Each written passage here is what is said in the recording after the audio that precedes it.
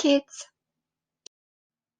Today's lesson, how to describe a picture like a boss. Pour décrire une image, on procède en 5 étapes. Identifier le document, décrire le document, analyser le document, donner son avis et enfin conclure. Je vais te montrer toutes ces étapes dans les diapositives suivantes. Étape 1, identifier le document. D'abord sa nature, puis son origine. La nature, donc on va commencer par This document is a photo, a drawing, c'est un dessin, a cartoon, un dessin de presse, comic strip, an ad, une pub, a poster, a map, the front cover of a book, la couverture d'un livre. On passe à l'origine. It comes from, a book, a film.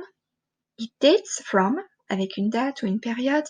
It was published in, avec le nom d'un magazine ou d'un journal et puis une date de publication.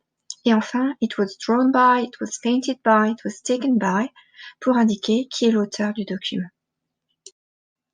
Étape 2, décrire le document, avec la composition, la localisation et les personnages.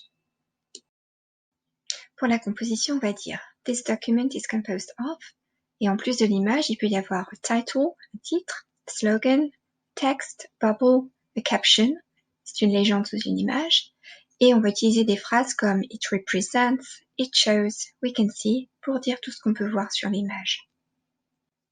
Pour la localisation, on va commencer par « The scene takes place in » et on va dire où se situe l'action.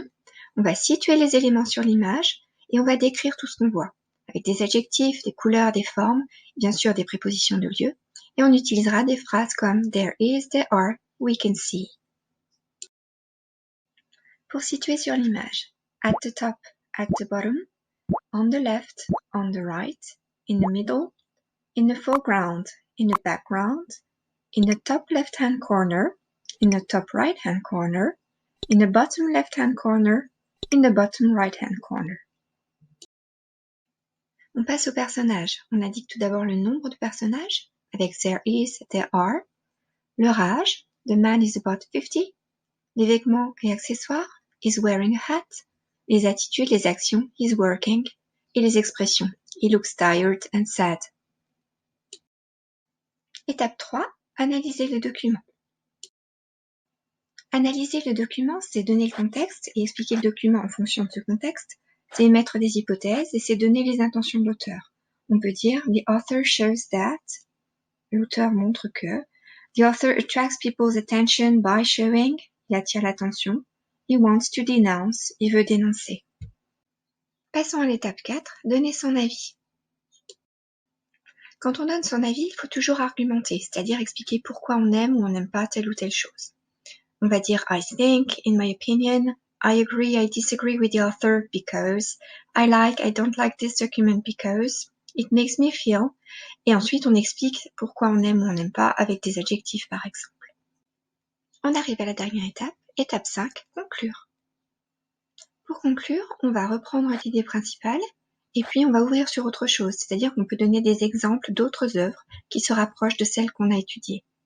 On peut commencer la conclusion par « To conclude »,« As a conclusion »,« We can say that », etc. Voilà, c'est terminé.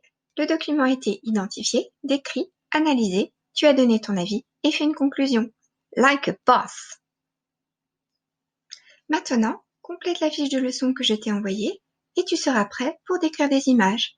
See you!